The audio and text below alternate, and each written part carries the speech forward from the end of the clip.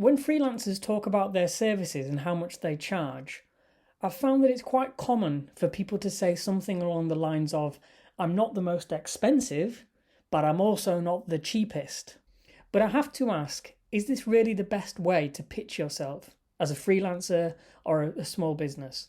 By saying that you're not super expensive, but you're also not very, very cheap, you're really pitching yourself in the middle of the road, and that can make it quite difficult for clients to understand what you're all about.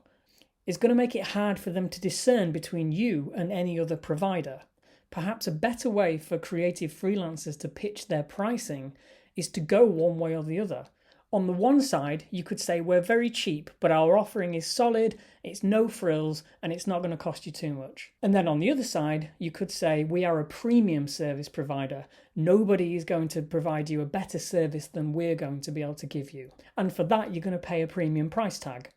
So imagine for a moment that you are a copywriting client or a web design client.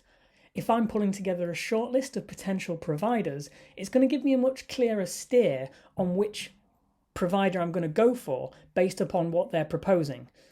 If somebody comes to me with a very middle of the road, oh, we're not expensive, but we're not cheap, what am I going to do with that information?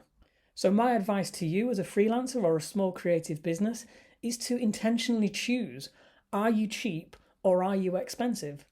And once you've established that, angle your entire offering and messaging around one of those two poles. A cheaper service provider is going to be no frills, going to get the job done, not ask too many questions. Whereas a premium service provider is going to charge a lot more, but their processes are probably going to be a lot more involved.